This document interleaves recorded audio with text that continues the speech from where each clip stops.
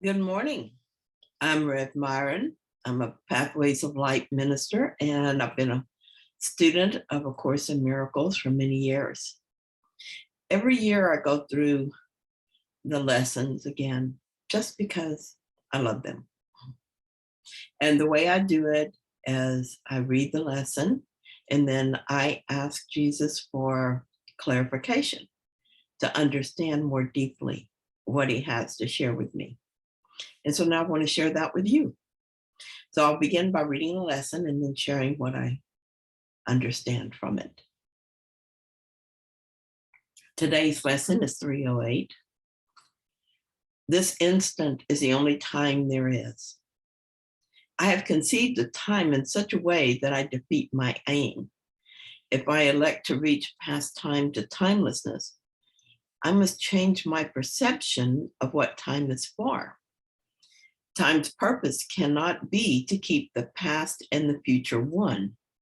The only interval in which I can be saved from time is now. For in this instant has forgiveness come to set me free. The birth of Christ is now without a past or future.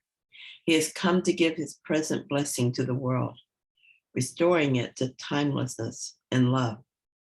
And love is ever present, here and now. Thanks for this instant, Father. It is now I am redeemed. This instant is a time you have appointed for your Son's release and for salvation of the world in him. So time is not actually real, but in order to have our present experience, time is necessary. The experience of separation requires that we be apart from each other in both time and space. Consequently, since we opted for the experience of separation, we are now in time. The good news is that we're not stuck here, as there are two ways of using time. However, when we are lost in our experience, we see only one way. That is, we use time to go deeper into the illusion. We do this as we avoid the present moment by thinking of the past or the future. We cannot be in the past and also be in the present, obviously. It may seem that we can do this because the body appears to be in the present. However, the body is not who or where we are. We are mind, and we are wherever we place our attention. As long as our focus is on the past or the future, we're not aware of the present. As a result, the misuse of time keeps us bound to the illusion. This is so because it is in the present that forgiveness sets us free. As we come to understand how we use time, the solution becomes apparent. We can instead use time to escape from the illusion. So here's an example from my own life. I used to be mired down by guilt over past behavior, as are many of us. I could be perfectly happy and suddenly I would remember something from the past that caused regret. My happiness evaporated immediately. Additionally, as I thought about my guilt, I reinforced the belief in guilt, and that made it harder to forgive it. When I finally began to understand that I am innocent because I was created innocent, this changed.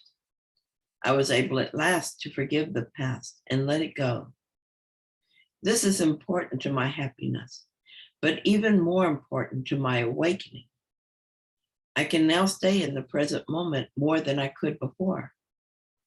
I'm grateful for this shift because awakening happens only in the present moment. As Jesus says, the birth of Christ is now without a past or future. This didn't happen all at once. I used time to come to accept that I was innocent and that I could return to my natural state. In addition, I used time to direct my mind to that outcome. And this is the right use of time. Thanks for being with me. If you would like to know more about my thoughts on A Course in Miracles, I invite you to visit my website, which is www.forgivenessisthewayhome.org. Talk to you tomorrow.